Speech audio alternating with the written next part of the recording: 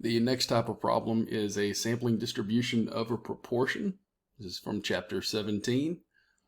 The conditions are going to be very similar to the sampling distribution of a mean. It needs to be independent and random. It's got to follow the 10% rule, which means n must not be bigger than 10% of the whole population. And the success-failure condition is the only thing different from the sampling distribution of a mean. And it says that n times p, the number of times you succeed, and n times q, the number of times that you fail, are both need to be at least 10. So you have to have enough data for those two numbers to be at least 10. So the things they need to give you p, which is the population mean. It needs to be a percentage. So they need to tell you like the average percentage that they're successful or that they fail. So P is usually considered success and Q is usually considered fail. Q is 1 minus P. It's like the opposite of P. See, like in our example, it says Tiger Woods made 90% of his putts. That would be P right there. P is equal to 0.90, which means that Q is 0.10, 1 minus that, 1 minus 0.90. So this is the chance he misses 90%, and Q is the chance that P is the chance he makes it 90% because he makes 90%. Q is the chance he misses. So they need to give you P and Q, and they need to give you N, the sample size.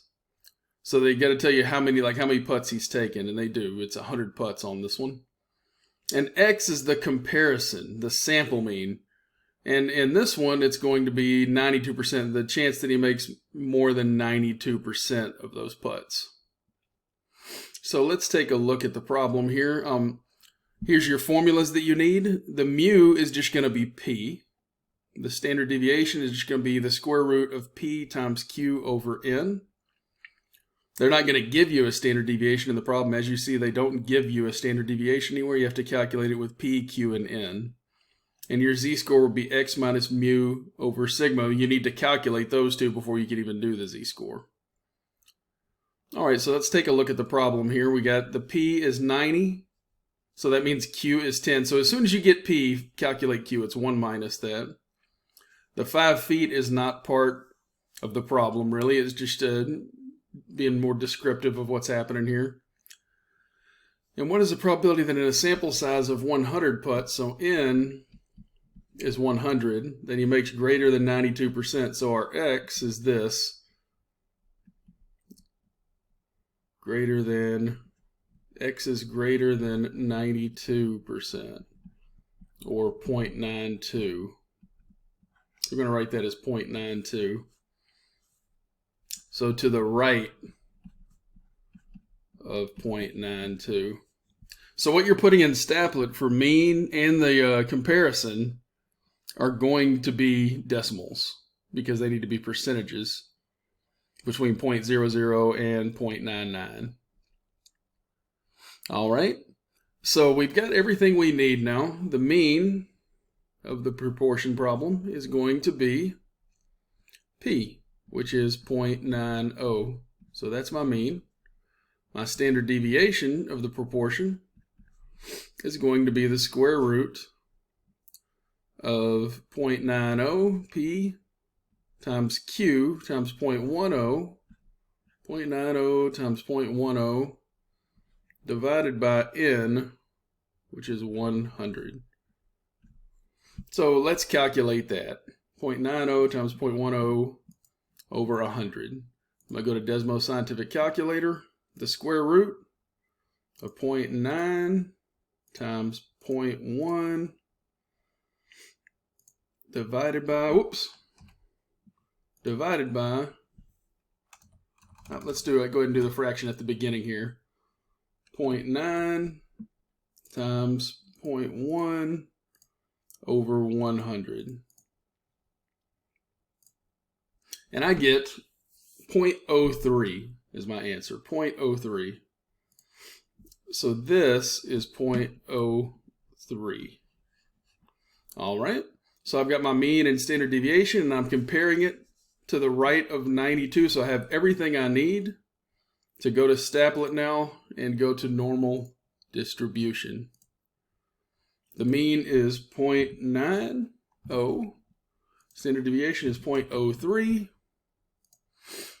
And I want to go to the right of 0.92. They want to know what's the chance he is higher than 92% putts on the 100. All right, and that is 25.25%, which means my answer is P equals 0.2525.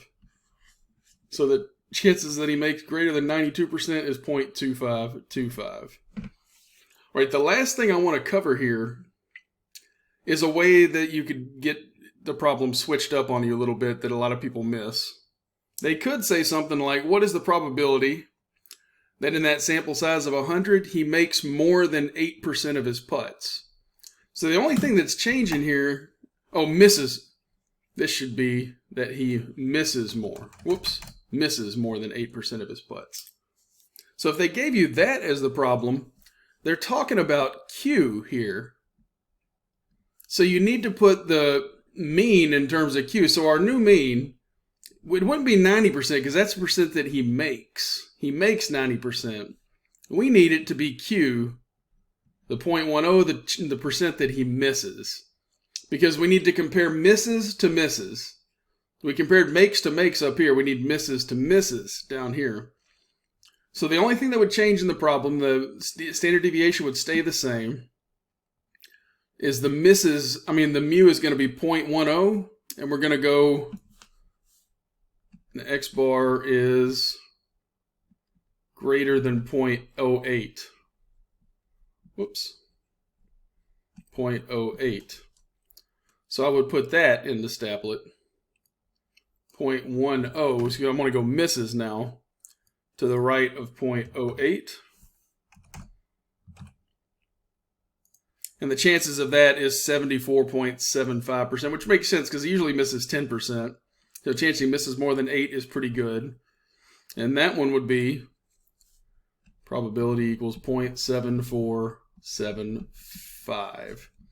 And one of the things you need to watch out for is they can swap the P to the Q, and you have to make that adjustment on a problem like that.